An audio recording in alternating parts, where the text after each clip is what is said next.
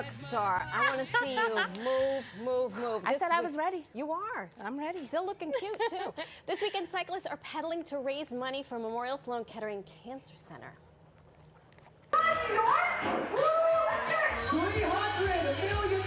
Make some noise. All right, keep that pom-pom in your hand.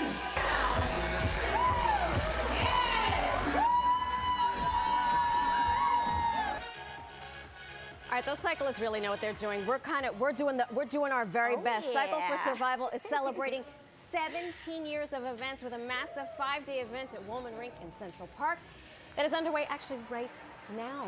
Joining us this morning on a bike herself is Dani Strumeier. Dani, thank you so much for joining us. Thank you for having me. You're making it look very easy. Yes, all morning for about, what, almost a half an hour. She's just 20, already 25 minutes. I got the practice ride in last night, so I know that's right. well prepared. Good job. So you've taken part in this event.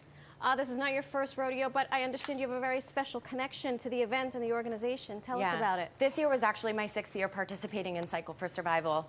My first year participating, I kind of just signed up as, it was this date I could look forward to in the future. I was diagnosed in 2017 with a very rare form of ovarian cancer called germ cell ovarian cancer. I was only 24 years old.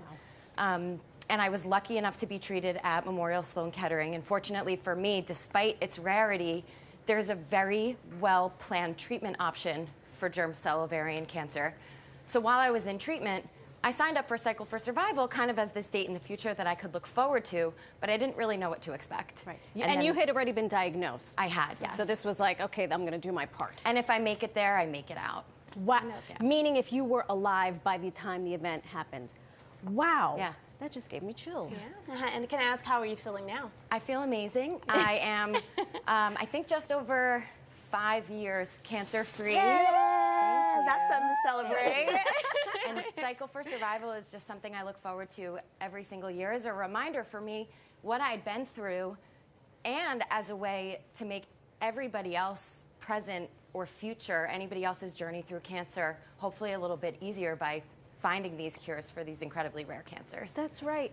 You look incredibly fit. Thank you. Yes. And I wonder, did fitness play a part in your convalescence, in your getting better, or were you always fit? How does this all fit into your narrative? My mom is a personal trainer and a nutritionist, so my whole life I've cared a lot about fitness. I actually am a group instructor at Jane Dew in Jersey City now. Excuse you. But during my treatment, I was so debilitated from the treatment that I didn't do any exercise for about 4 or 5 months. Yeah. So I started training at Jane Dew, and then I started practicing cycling to get myself prepared for my Cycle for Survival event, and I haven't looked back ever since, and this is the strongest I've been since. Well, listen, I need to rub her because she's got some good juju. Come take my class anytime. I know. How does the actual cycling, how does this help to raise not just the awareness, but also the funds, the money? Yeah, so I think until you actually show up at a Cycle for Survival event, it's hard to understand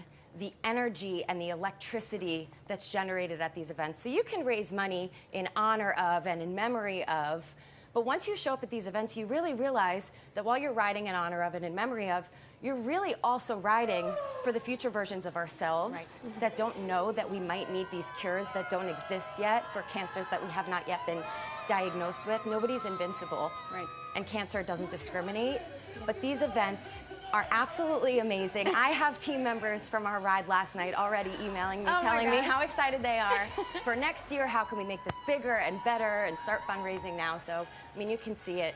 The electricity is just incredible. It is something about there's something to doing something in a group. My best friend, shout out to Lois Concepcion, we lost her mom to brain cancer, and our vehicle was running. And the first year it was just running. And I love seeing fitness because when you get people together for a cause, it feels that much more special. Yeah, and the boost that you get from working out too makes you donate a little bit extra at the time too. We've had this QR code up all morning. You can scan it. It will bring you to Dani's page so you can donate. And Dani, what are you hoping for? Because you've been at this now for 6 years, is that right? Yeah. Have you seen progress? What progress still needs to happen? So 6 years, and I don't plan on stopping, but what's amazing is that I even did an event earlier this year where my oncologist, someone that works with my oncologist, had some updates about some research that she has done, and just to hear the incredible strides, even over the last 5 years, of response rates to new immunotherapies and treatment options that have been found. Medicine changes constantly, and treatments and new treatment options are constantly being found. Sure. And so it's 6 years, but in another 6 years, the treatment options are going to be incredibly different. And for me, my treatment was pretty toxic. I felt really sick. And knowing that, sure, there is a treatment, but the next step is to find a less toxic treatment and options for people to live through cancer and to really thrive. Right. And so what about for people who possibly can't attend the event? Is there a Yes. virtual option?